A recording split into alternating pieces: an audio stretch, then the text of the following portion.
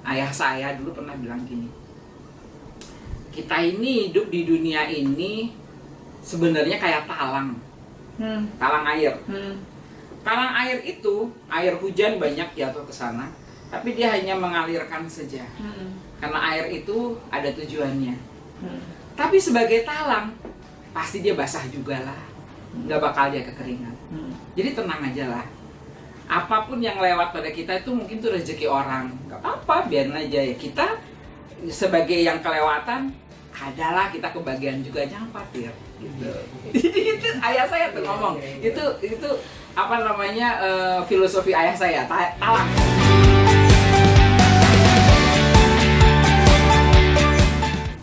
Tribuners dan pemirsa Warta Kota, kita lanjut diskusi dengan Ibu Dr. Agustin, ya,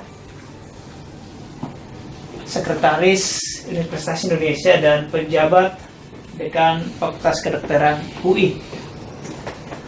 Pemirsa, Ibu Agustin ahli di bidang penyehatan makanan, kesehatan ibu dan anak, dan kesehatan reproduksi remaja. Kita akan bahas satu persatu.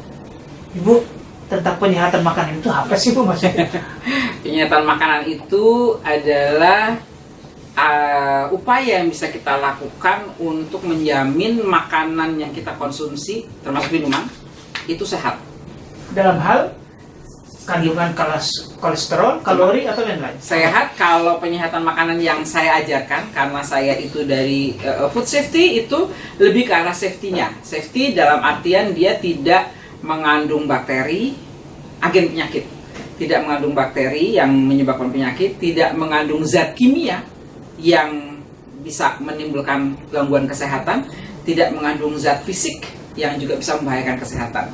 Jadi bukan dari sudut pandang kandungan gizi, bukan. Kalau sudut pandang kandungan gizi itu teman-teman di Departemen Gizi ya akan lebih banyak mendalami. Saya dari kesehatan lingkungannya, jadi dari arah itunya. Jadi yang dipelajari adalah kenapa sih sampai terjadi wabah keracunan makanan, sampai terjadi wabah disentri misalnya atau kolera misalnya. Nah itu kenapa terjadinya? Nah kemudian kalau kita sudah tahu bagaimana suatu wabah itu terjadi, maka kita bisa melakukan upaya pencegahan. Gimana supaya tidak terjadi. Nah salah satu hal yang menjadi tantangan besar di Indonesia ini, kalau untuk berkaitan dengan agen mikrobiologi, ya, agen bakteri, virus, jamur, segala macam itu ya, mikroba. Tantangannya itu begini, makanan Indonesia itu sebetulnya aman. Dalam konteks dia masaknya tuh masak bener. Nggak kayak orang Jepang yang seneng makan ikan mentah gitu. Ya kan, nggak kayak orang Barat yang seneng makan steak setengah matang. Kita mah senengnya matang gitu. Cuma setelah matang, pengelolaannya, penyimpanan dan sebagainya itu yang tidak aman. Jadi terkontaminasi ulang. Nah itu yang bikin kita jadi banyak diare, banyak apa segala macam. Nah yang kedua yang jadi concern adalah mengenai penggunaan chemicals di Indonesia. Jadi yang sulit adalah mengontrol penggunaan chemicals oleh industri kecil, industri rumah tangga. Misalnya pewarna ya. Pewarna kalau dia menggunakan pewarna makanan aman, tapi kalau dia menggunakan bukan pewarna makanan, nah itu berbahaya. Tuh, nah. Bu, contoh dalam sehari-hari di rumah, makanan yang sering Ibu temui tidak sehat seperti apa? Di rumah. Dari sudut safety ya, dari sudut keamanan ya. Dari sudut keamanan itu kalau sehari-hari di rumah, sebenarnya kalau kita untuk konsumsi sehari-hari dan kemudian dimasak dalam jumlah kecil, itu harusnya tidak membuat kita sakit karena dia tidak disimpan dalam jangka waktu yang panjang, tidak diproduksi dalam jangka waktu yang besar. Panjang itu maksudnya berminggu? Enggak, jam, ukuran jam, ya kan? Nah, kalaupun kita ada makanan yang dimasak siang hari, dimakannya masih nanti malam hari, di mana masaknya itu sekitar jam 10 atau jam 11, nanti dimakan lagi jam 7 malam, itu kan jaraknya sekitar 8 jam gitu. Umumnya kita panaskan ulang. Jadi dengan pemanasan ulang itu makanan itu menjadi aman, ya. Nah, yang jadi problem di rumah tangga adalah justru ketersediaan sanitasi, sarana sanitasi. Apa sarana sanitasi?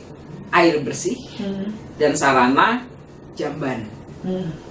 Nah, Indonesia itu pada waktu kita punya Millennium Development Goals, sekarang kan Sustainable Development Goals ya, sebelumnya MDG.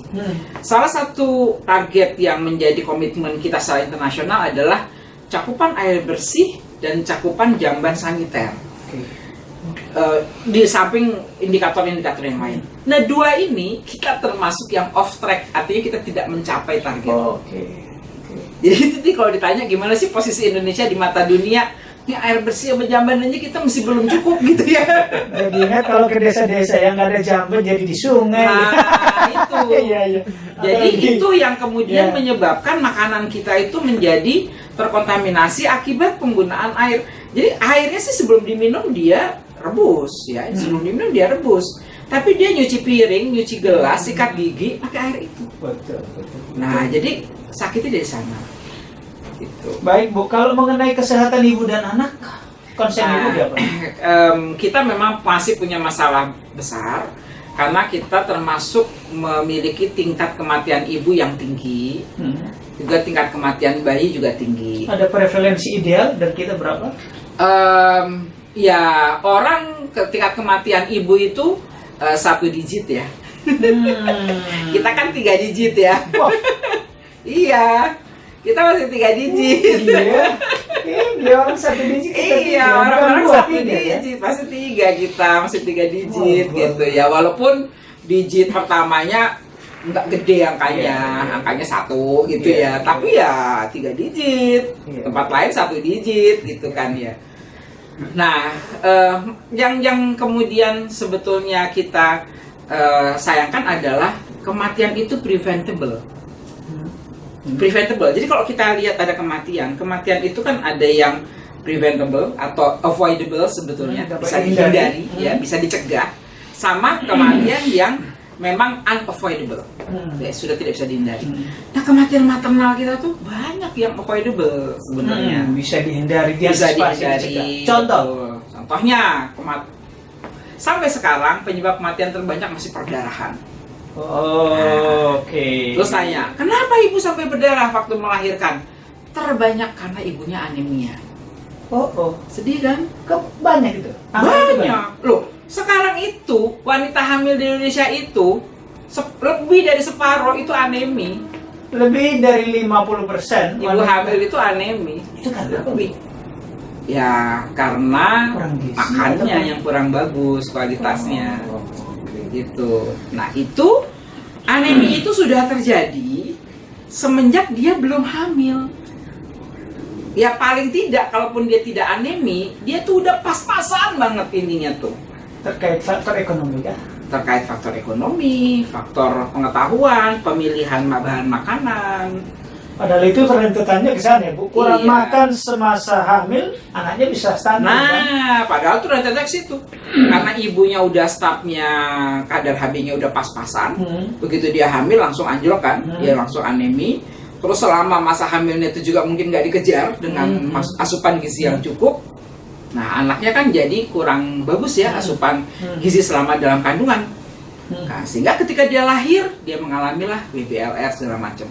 Sehingga kemudian kita mempromosikan apa yang kita sebut dengan 1000 hari pertama dalam kehidupan itu adalah sangat penting. 1000 hari pertama 1000 kehidupan. hari pertama berarti kurang dari 4 tahun. 1000 hari pertama itu hitungannya sejak 0 hari dalam kandungan. Saya kira setelah lahir. Enggak, sejak dalam kandungan. Dalam kandungan itu kan kalau dihitung ya, kita kan pakai minggu kan 40 minggu. 40 minggu, ya 9 bulan lah kita ya. Gitu. Jadi kalau 1000 hari itu ya sampai di umur 2 tahun dari hamil, bukan dari lahir. Dari hamil itu yang kita promosikan 1000 hari pertama kehidupan. 1000 hari pertama kehidupan. Itu semacam golden age. Golden age buat si anak. Jadi itu salah satu yang khas ya dari kesehatan reproduksi ya. bahwa kalau kita mau memperbaiki situasi di satu fase umur, seringkali intervensinya tuh harus di fase umur sebelumnya. Kan kalau kita mau memperbaiki kondisi ibu pada waktu hamil, harus diperbaiki dari sebelum dia hamil. Jangan-jangan sebelum dia menikah, jadi remaja harus diberesin. Iya, Gitu. Kalau itu kan pada fase umur sebelumnya harus diperbaikinya, atau harus diperbaiki pada generasi sebelumnya. Perbaiki bayi, yang diperbaiki ibunya. Iya. Wah, itu yang menarik tuh dari Ini kesehatan reproduksi. Tribuners, hati-hati ya. Jangan asal nikah loh ya. Nah, itu dia. Jangan asal nikah loh ya. Tiba-tiba nggak bisa ngasih susu anak ya. Ibu Agustin, selanjutnya kita ke kesehatan reproduksi remaja. Ini menarik nih. Ya, Rian masih remaja nggak, Rian? Bu, apa yang Ibu sampaikan tentang Kesehatan reproduksi remaja ya. Jadi kalau kita lihat ya, apa sih sekarang masalah yang jadi concern masyarakat? Sama kematian ibu, ya kan? Apalagi AIDS, ya kan? Terus apalagi penyakit menular seksual, ya, macam-macam yang lain, PMS ya. Mari kita lihat, ibu, kenapa ibu? Tadi kan ceritanya ya, ibu mengalami perdarahan karena dia anemi. Kenapa dia anemi? Dari remaja udah anemi. Kenapa begitu remaja dia kemudian risiko tinggi mengalami anemi? Dia mulai menstruasi. Sementara intake-nya tidak membaik. Iya. Setiap bulan dia berdarah. Nah, itu kan. Jadi, kalau mau memperbaiki status ibu, perbaikilah masa remaja. Jadi menstruasi itu berdampak besar terhadap anemi. Oh iya. Berarti setiap bulan Setiap berpotensi bulan. anemi. Iya.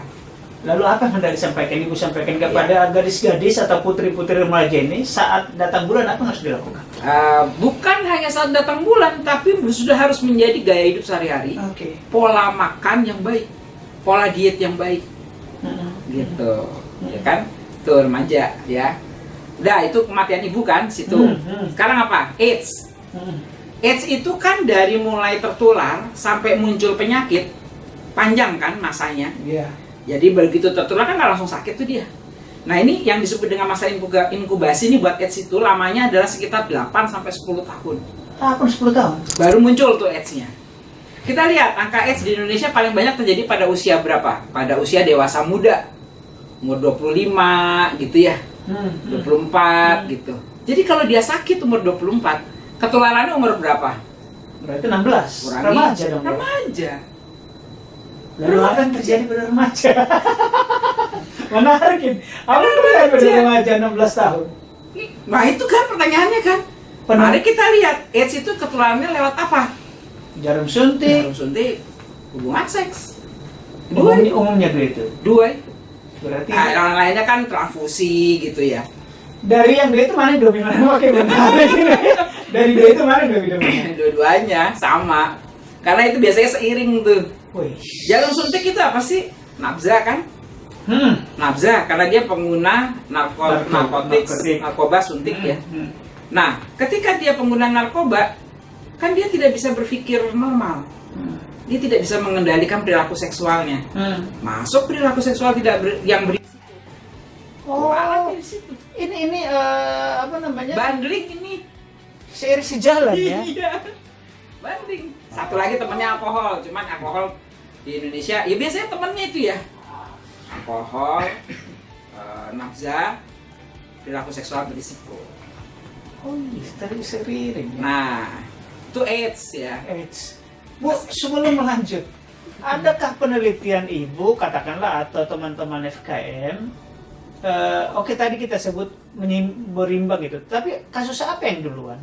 Perilaku seks bebas dulu, baru dia terpengaruh oleh lingkungan, atau narkoba dulu, baru terpengaruh oleh lingkungan juga? Ini perlu untuk anak-anak, apalagi seperti saya kan. Jadi Ibu ini saya lompat sebentar. Saya belum tidak bisa. Jadi dia itu banyak data yang menunjukkan dia itu ada bersamaan. Gitu. Jadi ketika kita mau mengidentifikasi mana sebab mana akibat, mana mendahului mana, itu agak susah. Karena kebanyakan penelitian kita itu cross seksional ya. Jadi kita mengumpulkan data di satu waktu. Nah, kita teliti nih, ini ada anak yang menggunakan, ada anak yang perilaku seksualnya gini gitu. Ya walaupun tidak selalu ya, tidak selalu yang melakukan perilaku seksual berisiko itu pengguna nafza, tidak selalu gitu ya. Tapi banyak yang ini itu namanya berasosiasi ya, perilakunya tuh ada itu dua-duanya. Bu. Nah, satu nih yang saya ingin masukkan lagi, satu lagi. Yang ini penelitiannya udah banyak ini ya. Yang namanya narkotics itu, penyalahgunaan obat ya, dan narkotika itu ada pendahulunya. Pendahulunya apa? Mungkin ada yang nggak setuju ya, tapi ini fakta. Pendahulunya adalah rokok. Ya, saya tadi mau sebut. Oke. Memang tidak semua perokok kemudian menjadi penyalahguna, tetapi hampir semua penyalahguna adalah perokok. Gerbang masuk. Gerbangnya itu. Ya, sepakat. Gitu. Bu, ini agak menarik. Narkoba kita tahu mahal. Banyak kasus di YouTube juga sudah banyak testimonialnya, hanya pejabat, orang terkenal segala macam. Apakah ada tadi kalau ini sering sejalan narkoba dengan perilaku seks menyimpang, berarti boleh disebut seks menyimpang dan narkoba ini sudah masuk dalam ranah keluarga orang-orang elit dong, karena banyak juga orang pejabat, anaknya pejabat, orang kaya dari sana. Kalau kita lihat data nasional ya, perilaku seksual berisiko ini tidak hanya terjadi di urban, di desa juga ada. Desa pun ada. Penyalahguna nafza tidak hanya terjadi di urban, di rural juga ada. Walaupun proporsinya lebih banyak di urban, ya, tapi di rural juga ada. Gitu. Nah, kalau kita mahasiswa melakukan studi-studi mengenai perilaku seksual yang dikaitkan dengan exposure terhadap pornografi, gitu ya. Tidak hanya ternyata fenomenanya tidak hanya terjadi di Jakarta, tetapi di daerah-daerah yang bentuk administratifnya itu masih kabupaten, desa, ada juga. Ada juga ya. Iya, jadi memang sudah globalnya apa? Sudah masuk kemana-mana. Iya. Gitu. Jadi saya ingin menunjukkan bagaimana ada banyak masalah-masalah yang hulunya itu di periode remaja. Contoh nih kalau ibu-ibu ya, kan osteoporosis. Osteoporosis kan menjadi concern gitu ya. Kenapa dia osteoporosis? Karena tulang-tulangnya, kalsiumnya kesedot ya, dipakai oleh tubuh. Kenapa cadangan kalsium dipakai oleh tubuh? Ya karena hormonnya sudah berubah. Ketika dia menopause, dia sudah tidak bisa mengabsorpsi kalsium, maka dia menggunakan cadangan kalsium. Oke. Gitu ya. Itu terjadi pada semua wanita yang mengalami menopause. Nah, kalau saya punya cadangan kalsium banyak, cukup di dalam tulang saya kalsiumnya itu cukup banyak, saya tidak akan mengalami osteoporosis. Tapi kalau cadangan kalsiumnya pas-pasan, saya akan mengalami osteoporosis. Nah, sekarang bagaimana caranya? Jadi cadangan kalsium harus banyak kan? Gimana nyimpen cadangan kalsium? Mulai dari remaja. Kalau udah tua, minum Anlin nggak ada gunanya. Berarti Anda 51 itu tak ada guna? Ya maksudnya cadangan itu disimpan dari remaja gitu loh. Remaja konsumsi yang bagus, olahraga, kena sinar matahari. Salah kaprah ya. Nah itu yang memperbanyak cadangan kalsium. Gitu. Kalau sudah tua, sudah menopause, baru saya minum susu banyak-banyak mengandung kalsium. Ya numpang lewat aja dibuang lagi, nggak diabsorpsi gitu kan? Iya, berarti dari. Ya, tapi bukan berarti kemudian susunya nggak ada gunanya, ada sih gunanya, tapi agak telat ya kalau baru berusaha menambah cadangan kalsium ketika sudah tua. Agustin masih tahu purin? Ya. Masih ada kan? Pak Purin sih tajin. Tajin. Di kampung kan masih banyak minum susu pakai tajin. Oke, itu bercanda. Bu, sekarang agak sedikit ke ini yang lebih longgar.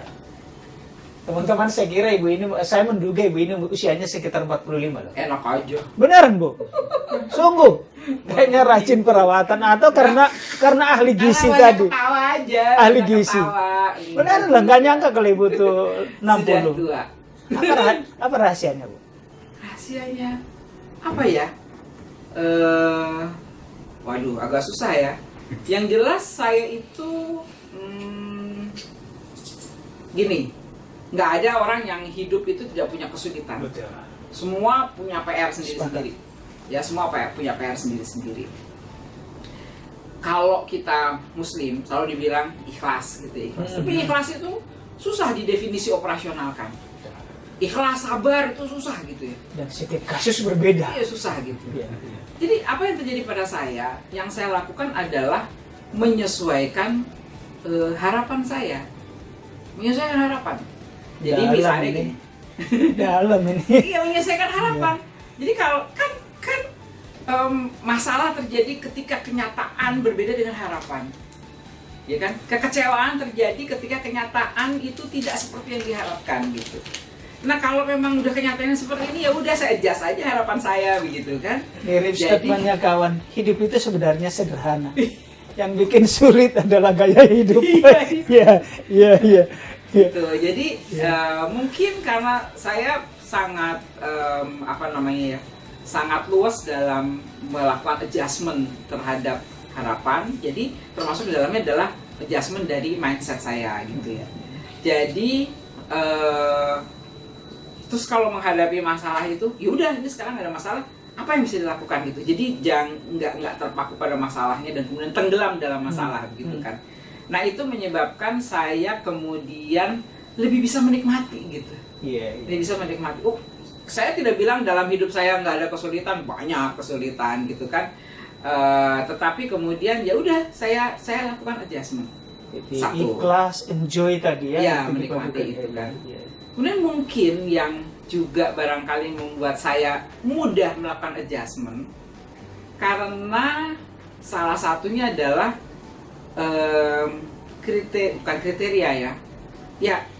kriteria yang saya atau situasi yang bisa membuat saya bahagia itu sederhana gitu loh. Iya, iya, yang tadi itu yang saya bilang tadi. Itu sederhana gitu. Iya, iya, Jadi iya. misalnya gini ya, loh, saya itu sampai sekarang saya nggak pernah tahu tuh teman saya punya mobil apa.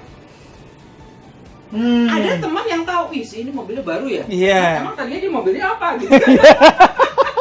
Iya, iya, iya. Iya, iya, iya. Saya nggak tahu dia mobilnya apa. Saya nggak tahu harga mobil juga gitu kan. Yang penting saya punya mobil enak dipakai gitu ya. Saya nyaman menggunakannya, udah selesai gitu. Saya nggak pernah, mobil udah Tidak. waktunya ganti. Nggak ada. Gitu. Tidak perlu harga mobil tahu, tapi yang tahunya showroom Alphard gitu ya. Jadi mungkin karena saya sederhana juga kali gitu ya. Jadi ya saya hal-hal yang sifatnya material itu tidak terlalu mengganggu saya gitu. Tidak terlalu mengganggu saya. Mungkin itu karena ajaran orang tua saya juga. Iya, iya. Jadi saya ingat ayah saya dulu pernah bilang gini. Kita ini hidup di dunia ini sebenarnya kayak talang. Talang air. Talang air itu, air hujan banyak jatuh ke sana, tapi dia hanya mengalirkan saja. Karena air itu ada tujuannya. Tapi sebagai talang, pasti dia basah juga lah. Nggak bakal dia kekeringan. Jadi tenang aja lah. Apapun yang lewat pada kita itu mungkin itu rezeki orang. Nggak apa-apa, biarin aja ya. Kita sebagai yang kelewatan, adalah kita kebagian juga, jangan khawatir. Gitu. Jadi itu ayah saya tuh ngomong. Itu filosofi ayah saya, talang gitu. Dibilang talang. Dapat ilmu satu sore ini. Nah, sehingga ketika saya punya anak pertama, laki-laki, suami saya waktu bilang gini, bagus juga sih kalau jadi talang, tapi yang paling enak tuh kalau kita emang punya air banyak banget, katanya gitu kan. Oh gitu ya? Iya, kalau kita ini memang jadi sumber air kan alangkah lebih bahagianya. Jadi dia menamakan anak pertama itu, kebetulan anak pertama kami lahir di Jepang, namanya Izumi. Artinya? Mata air. Wih, sumber kehidupan atau Sumber air gitu sumber kan. air, ya keren. Jadi, Izumi. Izumi gitu. Iya. Tapi ya begitulah. Pokoknya saya tuh kayaknya sekarang saya simpel kali ya, simpel. Tadi ke Jepang waktu masih studi ya, Bu? Ya, studi. Ibu tadi apa mau mendalami ilmu apa di Jepang tadi? Human Science, saya di Graduate School of Human Science di Osaka University. Tapi saya punya anak pertama ketika magister ya. Waktu saya ngambil doktor, anak-anak nggak ikut, saya sekolah sendiri ke sana. Bu Agustin, ruangan Ibu penuh dengan tanaman-tanaman ya. Tadi ada yang unik, sirih merah. Sirih merah. Sejak kapan mulai gemar mengoleksi tanaman? Saya senang tanaman, senang merawatnya. Cuma kadang-kadang nggak punya cukup energi buat merawatnya, kadang-kadang gitu ya. Tapi saya selalu punya. Jadi dalam perjalanan hidup saya itu saya pindah rumah, pertama tinggal di daerah Kabupaten Bogor, lalu saya pindah ke Kota Bogor. Sekarang saya tinggal di Jakarta. Nah, di Kabupaten Bogor itu waktu itu saya lagi hobi suflir dan anggrek. Itu sampai saya bisa membiakkan anggrek dari batang. Wow. Jadi batang mesti diapain sampai kemudian dia tumbuh tunasnya. Oh, saya seneng banget. Wah, udah berhasil nih. Udah bisa. Jadi kadang-kadang gitu, wah udah berhasil, udah bisa. Udah berhenti. Oh, tidak diluaskan jadi komersial Oh, ya? enggak gitu. Tidak, Nah, ya? itu waktu itu sampai kalau punya koleksi beli ya semua juga bisa gitu kan. Jadi saya nggak mau beli gitu. Saya tanya, kamu punya anggrek apa? Punya apa ini apa? Boleh minta anakannya gitu, atau kita tukeran. Nah, tukeran sama teman, terus saya dikasih anggrek merpati, anggrek ini, anggrek itu dari teman-teman di FKM pada waktu itu, anggrek dan suflir gitu. Nah, cuman kadang-kadang kalau kita pada waktu kami sedang berlibur misalnya, kemudian menitipkan rumah ke saudara gitu, ntar pulang tuh suflirnya mati. Saya bilang, ini gimana sih? Nah terus kami waktu itu ketika anak saya yang kecil SMP kelas 1, yang besar SMA kelas 1, kami pindah ke kota Bogor, ke kota. Anak-anak memang sekolah sudah di kota ya, tapi kami tinggalnya di kabupaten, mendekati tinggal ke kota. Nah, ganti yang diadopsi, udah nggak anggrek sama suflir lagi, ganti yang lain. Ada lavender, ada aglonema, kemudian ada macam-macam tuh. Di Bogor itu saya punya memelihara tanaman macam-macam juga, tapi sudah nggak anggrek dan suflir lagi. Terus saya pindah ke Jakarta. Asal mulanya saya pindah ke Jakarta itu waktu itu ibu saya ya sakit. Jadi saya kemudian mendekati lah, pindah lagi ke Jakarta lagi, dan kebetulan anak-anak saya sudah nggak ada yang pulang ke Bogor. Nggak ada yang pulang ke Bogor. Satu sudah kerja dan menikah, satu sudah menikah dan ikut suaminya ke Jerman. Jadi ya ngapain juga ya saya, kita di Bogor ngapain nih? Sudah merdeka ini. Jadi saya kemudian pindah ke Jakarta mendekati ibu juga. Nah, Ibu masih sehat? Enggak, ibu sudah wafat tahun 2015 ibu wafat. Nah sekarang aglonema macam-macam lah gitu, mulai ya sirih-sirihan juga gitu. Iya. Bu, sebelum closing statement, Ibu juga kan tadi kita bahas banyak di dekan, Ibu juga sekarang petinggi di UI, ya kan? Sekretaris. Sekarang program-program yang sedang dikembangkan oleh UI tentu terkait dengan rektor, apa yang strategis Ibu? Strategis ya. Jadi UI ini berada dalam posisi ya, dia itu adalah perguruan tinggi yang punya cita-cita dan juga punya dalam tanda kutip kewajiban karena dituntut oleh masyarakat ya, untuk bisa bermanfaat bagi bangsa dan negara. Jadi UI harus bisa menjawab dan responsif terhadap masalah-masalah yang dialami oleh masyarakat Indonesia.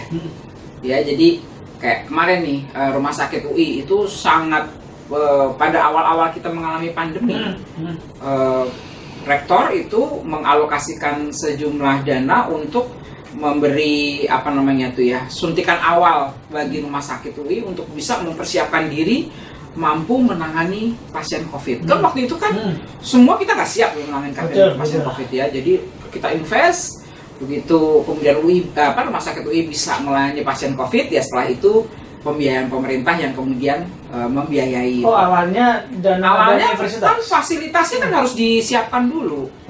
Jadi itu komitmen dari rektor ya pada waktu itu. Jadi itu bagaimana kita langsung merespons terhadap kebutuhan masyarakat.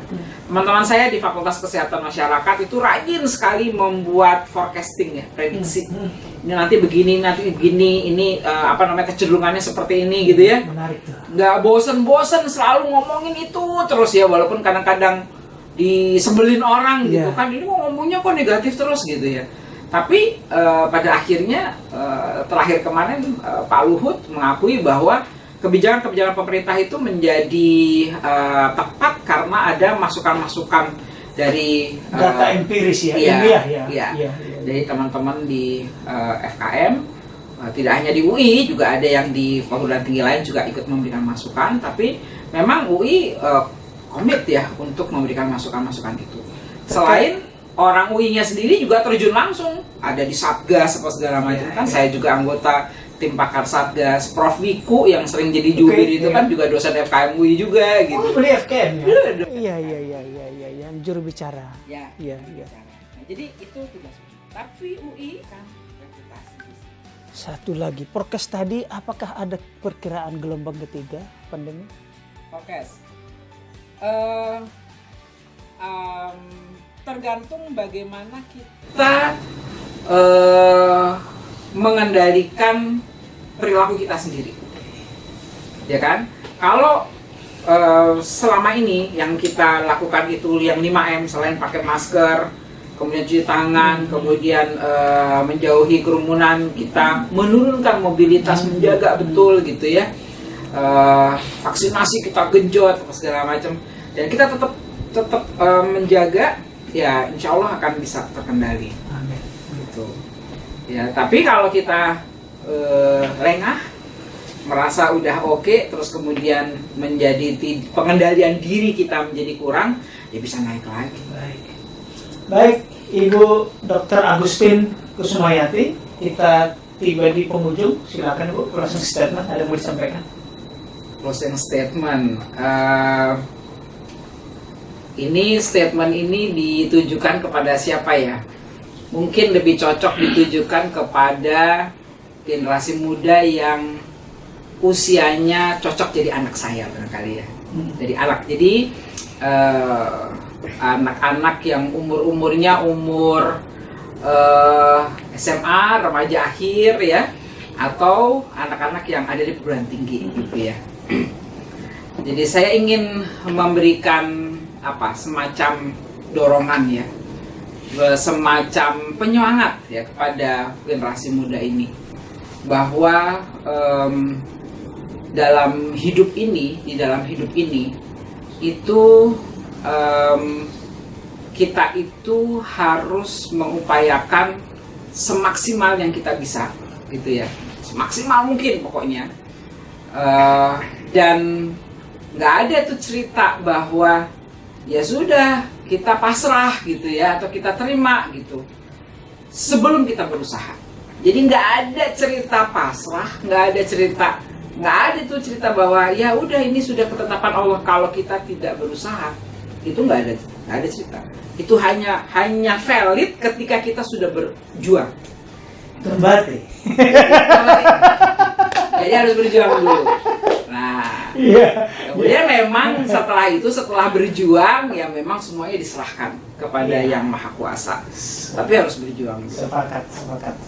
Gambate itu nggak ada bahasa Indonesianya. Nggak ada. Gambarimas.